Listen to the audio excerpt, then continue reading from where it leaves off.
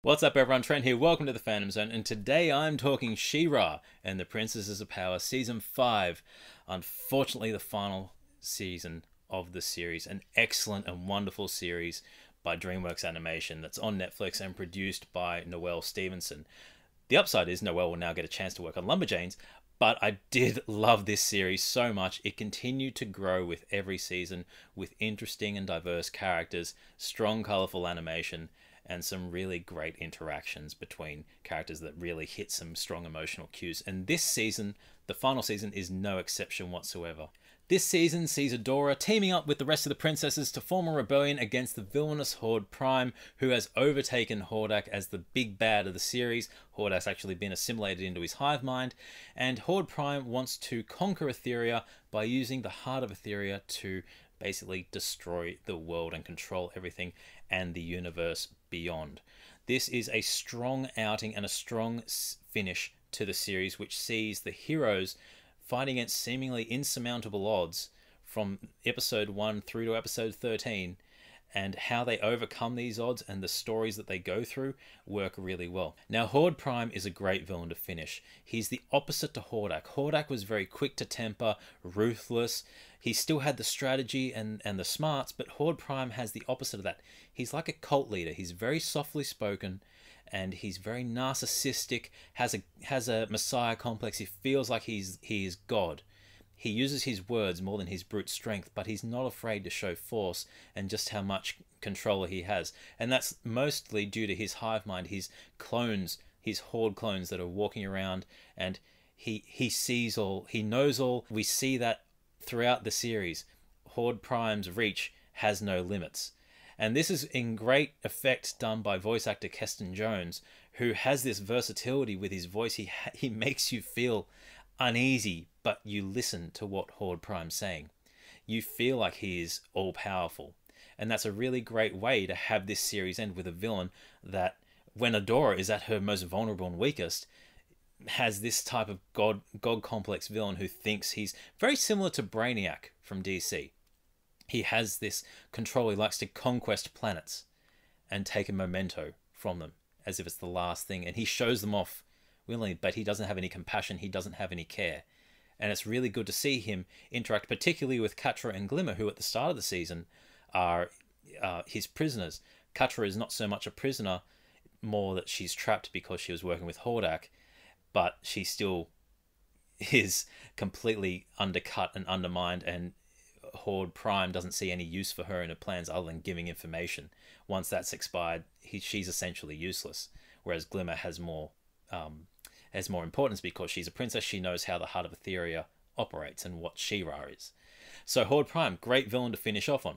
Now, the story feels like it's broken up into 3 main acts from the 13 episodes. You have the first 4 or 5 episodes where they have to go into space and rescue Glimmer to get the reinforcements back, and the princesses leading the rebellion. Act 2, which is trying to find out what Horde Prime's weaknesses are, and then we have the insurmountable odds that are stacked against the heroes, and Act 3, the final battle. These 3 acts are done very, very well.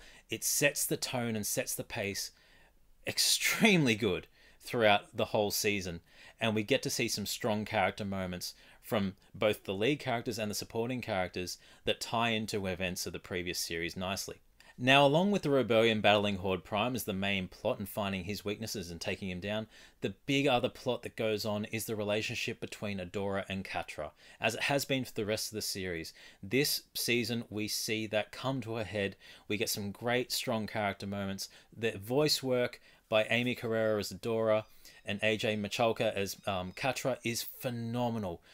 Strong emotions. You connect with these two at such a personal level. If anyone who's grown up through adolescence has had falling outs with people, has liked people, has had any sort of relationship, these two have gone through that. And this is done very, very well this season. We get to see them stronger than ever, especially Catra, who's at her most vulnerable. Both of them actually are at their most vulnerable at the start of the season. Catra doesn't have a place in the Horde anymore. She's trapped under Horde Prime. And Adora, on the flip side, she's no longer She-Ra because she broke a sword of power, and she's fighting in this rebellion as a mortal human, which she has the realization that she can't keep doing what she was doing as She-Ra. They're both extremely vulnerable, but their connection with each other just overcomes everything. And we see some really strong character growth very early on from Catra, especially on that spaceship.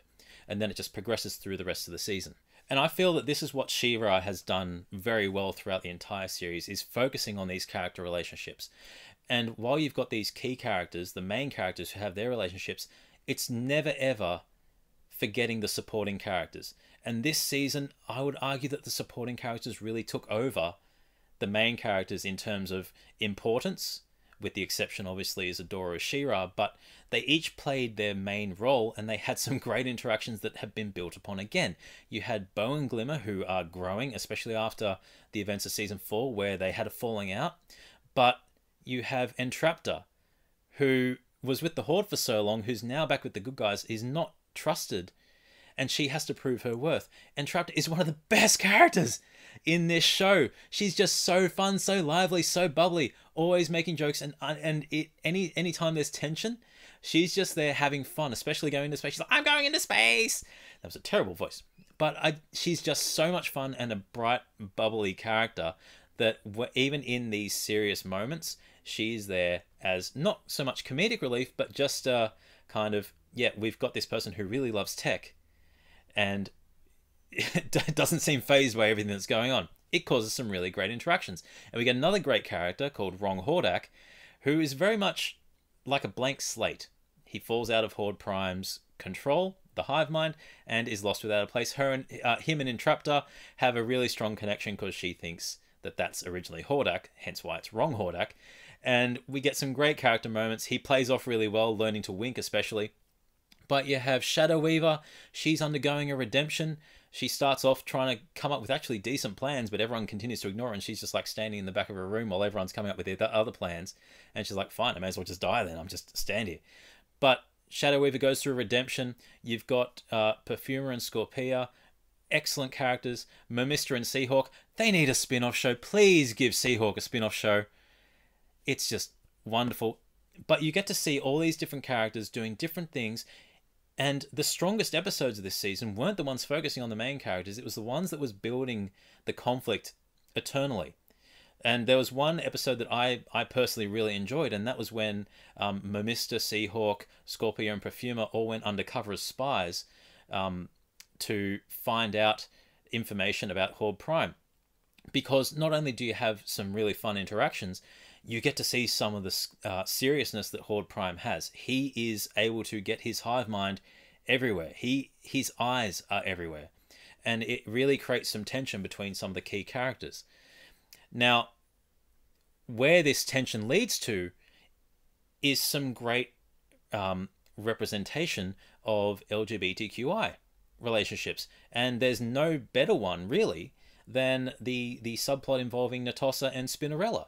Spinnerella falls under Horde Prime's control, and you see the emotional impact that has not only on Netossa, who is Spinnerella's partner or wife, but the rest of the princesses as well. There's emotional consequences throughout the entire series.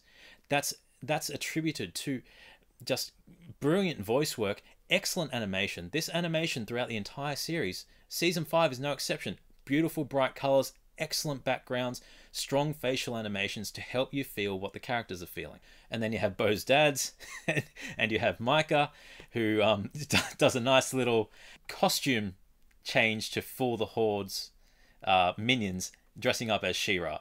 But we have all these relationships that branch off everyone else, and they interact so well. They've all come to a head. It's been building from the previous seasons, and it all just melds so well. It's very rewarding, a strong payoff, and it's just one of the best series I've ever watched. Voltron, Legendary Defender by DreamWorks as well, another one. We had some excellent blended humor mixed with the seriousness with all these characters, and it's good to see the characters age. Glimmer and She-Ra and Bo, they all look older. Not much older, but they all look like they've matured and grown as the series has, which is excellent. And I struggle to fault this series at all.